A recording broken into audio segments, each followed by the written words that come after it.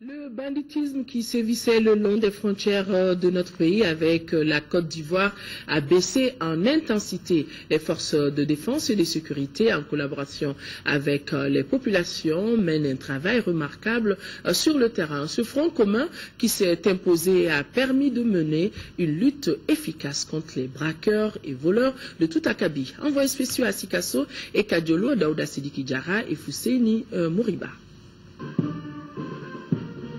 Avec le déploiement des forces armées et de sécurité le long des frontières Mali-Guinée et Mali-Côte d'Ivoire, le banditisme qui était décrié par les populations tend à disparaître.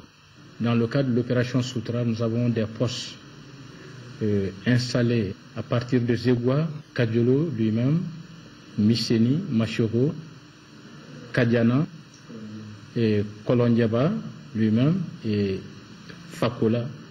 Ces forces participent au maintien de la sécurité, qui rassure la population. À partir de là aussi, ils assurent la fluidité des populations entre les différentes frontières. Par rapport aux escortes de convois, ils assurent les escortes de convois sur l'ensemble des axes qui desservent la région. Militaires, gendarmes, gardes et civils ont coordonné leurs actions sur le terrain. Dans ces zones frontalières, la stratégie adoptée par nos forces a obligé ces malfaiteurs à changer de métier. Au niveau du cercle de Kadiolo et le cercle de Kolondiaba, nous avons eu des braquages de microfinance.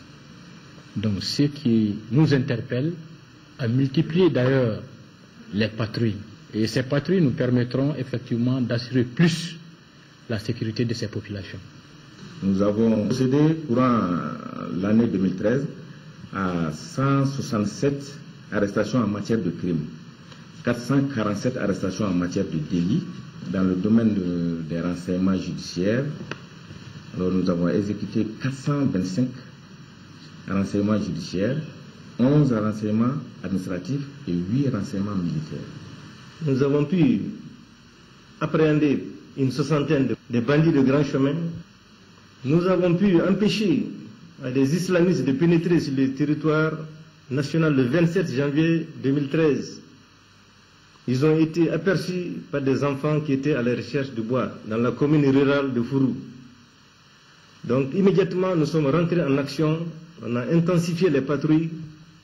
Cela a permis vraiment de les faire quitter le territoire. Et depuis lors, les hommes n'ont pas relâché et nous maintenons ce cap jusqu'à nos jours. Nos éléments patrouillent jour et nuit le long de la frontière Mali-Côte d'Ivoire.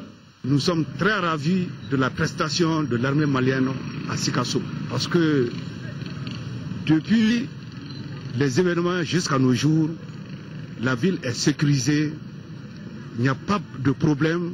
Et les gens vaquent vraiment à leurs affaires sans inquiétude. On ne peut que saluer leur présence et les réconforter dans leurs tâches et leur dire aussi qu'il leur faut beaucoup de courage.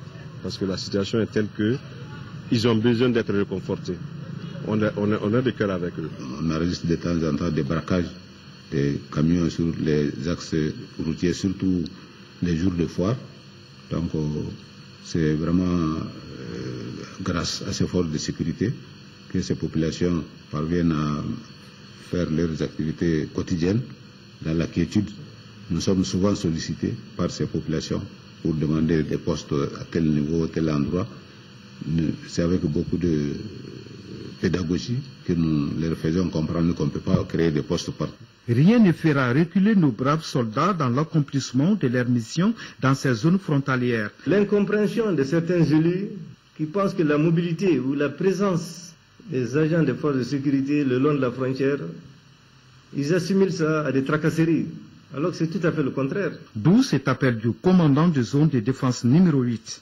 À l'endroit des populations, nous leur demandons une fois de plus ce qu'ils ont toujours, la population a toujours fait, de multiplier.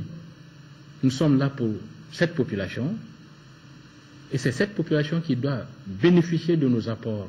Un appel qui n'est pas tombé dans l'oreille d'un sourd. Je suis dans une mouvance d'un club de jeunes pour le soutien des forces armées maliennes ici à Zegwa.